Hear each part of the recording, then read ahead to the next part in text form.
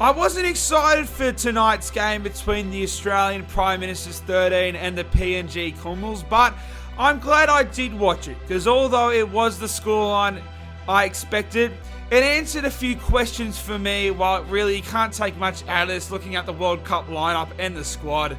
Still a grand final on the way to go, but good for PNG. Like I said, it was the scoreline we expected, but they put up a fight considering these players, I think most of them come from the Queensland Cup side, but outside of that, no NRL players in this game, so it was always going to be an uphill battle, and Australia, they surprised me. It was good to see some of the boys like Dane Laurie and that really stand up now that they're in a good side.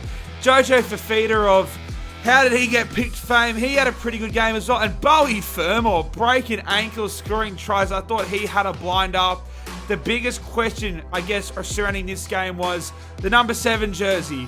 DCE, he did all he could, because honestly, we expected this performance. I mean, if Cherry Evans is the best halfback in the comp, he should be doing this to the PNG side, and he did exactly that. When he went off, and granted a few other players went off, that's when PNG scored 14 unanswered points, but then he came back on, played on the left-hand side as well, so it'll be interesting. I won't be surprised if we see a game with Cherry Evans and Cleary are playing the halves together.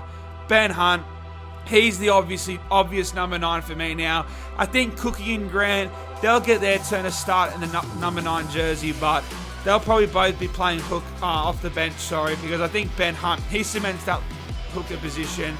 Outside of that, Angus Crichton, I think he's a starter for sure. Tino, I think he's going to be in that middle 4 rotation somewhere. You probably take the Fox, you take Cobbo, and you take...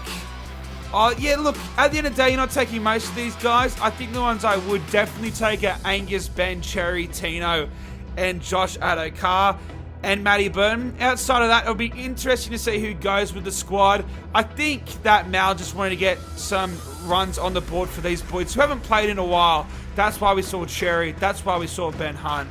Credit to PNG though, no NRL players, and they, for a bit there, when Cherry and Ben Hunt went off, definitely put up a fight, so good on them.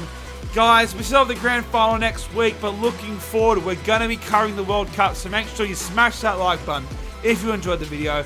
Comment your thoughts about the game down below, and did it affect your thoughts on the Australian Kangaroos lineup?